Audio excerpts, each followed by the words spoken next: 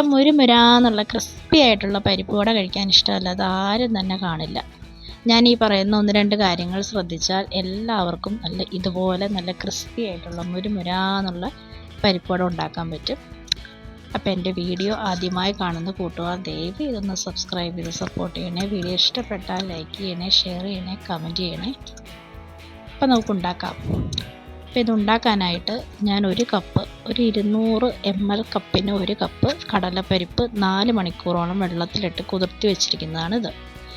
നമ്മൾ first step ശ്രദ്ധിക്കേണ്ട കാര്യം, ഈ പരിപ്പ് ഇതുപോലെ ഒരു അരിപ്പയിലേക്ക് ഇട്ടിട്ട് വെള്ളം നന്നായിട്ട് ഊർന്നു പോകാൻ അനുവദിക്കണം. വെള്ളം മാക്സിമം ഊർന്നു പോയതിന് ശേഷം മാത്രമേ നമ്മളിത് അരയ്ക്കാൻ പാടുള്ളൂ. കുറേശ്ശെ മിക്സിയുടെ ജാറിലേക്ക് ഇട്ടിട്ട് വിപ്പ് ചെയ്ത് വേണം അരച്ചെടുക്കാൻ. കംപ്ലീറ്റ് അരഞ്ഞു പോകരുത്. ഇടയ്ക്ക് 1-2 പരിപ്പൊക്കെ മുഴുവനെ കിടക്കാൻ പാകത്തിന് വേണം നമ്മൾ അരച്ചെടുക്കാൻ. അപ്പോൾ അതാ നമ്മൾ പരിപ്പ് മുഴുവൻ അരച്ചെടുത്തു. ഇനി അതിലേക്ക് കുറച്ച് കാര്യങ്ങൾ ചേർക്കാനുണ്ട്. ആദ്യം തന്നെ 1 ടേബിൾ സ്പൂൺ ഇഞ്ചി കൊത്തിയരിഞ്ഞത് ഇട്ട് കൊടുത്തു. പിന്നെ പച്ചമുളക് ഒരു 8-10 എണ്ണം നമ്മുടെ എരിവിനനുസരിച്ച് അത് കൊത്തിയരിഞ്ഞിട്ട് കൊടുത്തു. പിന്നെ കറിവേപ്പില കൊത്തിയരിഞ്ഞത്, പിന്നെ ചുവന്നുള്ളി ഒരു 8-10 എണ്ണം കൊത്തിയരിഞ്ഞത് അതും ഇട്ട് കൊടുത്തു. സവാള ഉള്ളിനേക്കാളും ഏറ്റവും നല്ലത് ഈ ചുവന്നുള്ളി തന്നെയാണ്. അതിനുശേഷം നമ്മൾ ആവശ്യത്തിനുള്ള ഉപ്പിട്ട് കൊടുക്കുക.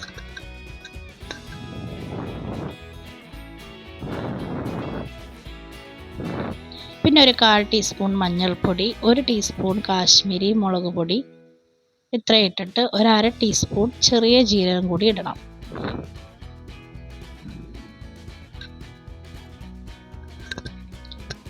ലാസ്റ്റ് ഇട്ട് കൊടുക്കേണ്ടത് ഒരു 1/4 ടീസ്പൂണോളം കായപ്പൊടി. ഇത്രയും ഇട്ടതിന് ശേഷം നമ്മൾ കൈ വെച്ച് തന്നെ ഇത് നന്നായിട്ട് മിക്സ് ചെയ്യണം. എല്ലാ സ്ഥലത്തും ഉപ്പൊക്കെ ഈവനായിട്ട് പിടിക്കാൻ പാകത്തിന് നന്നായിട്ട് മിക്സ് ചെയ്യുക, കുഴച്ചെടുക്കുക.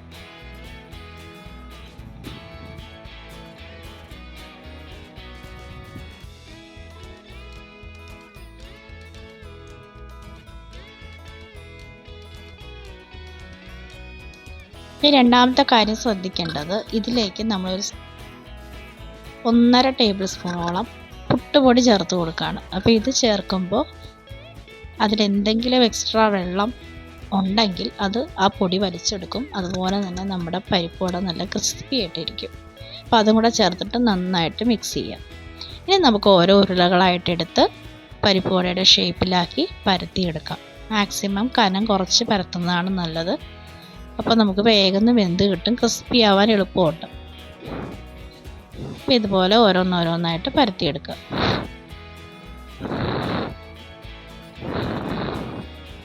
ഒട്ടും നമ്മുടെ കയ്യിലൊന്നും ഒട്ടിപ്പിടിക്കത്തൊന്നുമില്ല ഈ രീതിയിൽ നമ്മൾ മാവ് റെഡിയാക്കി എടുത്താൽ. അപ്പോൾ നമ്മളെല്ലാം പരത്തിയെടുത്തിട്ടുണ്ട്. ഇനി നമുക്കിത് എണ്ണയിലിട്ട് വറുത്തെടുക്കാം. അപ്പം നല്ല ഹൈ ഫ്ലെയിമിൽ വെച്ചിട്ട് ഓരോന്നോരോന്ന് ഇട്ട് കൊടുക്കുക. ഇട്ട് കൊടുത്തതിന് ശേഷം ഫ്ലെയിം മീഡിയം ഫ്ലെയിമിലേക്ക് ആക്കണം. എന്നാലാണ് അകവും പുറവും ഒരുപോലെ വെന്ത് കിട്ടത്തുള്ളൂ.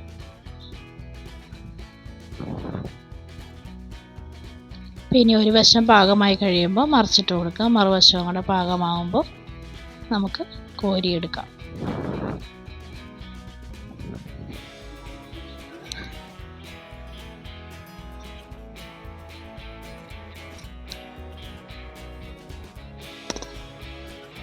അപ്പോൾ അതാ 2 വശവും നന്നായിട്ട് മുരിഞ്ഞ് ഇട്ടിട്ടുണ്ട്. ഈ സമയത്ത് നമുക്ക് കോരി മാറ്റിയെടുക്കാം.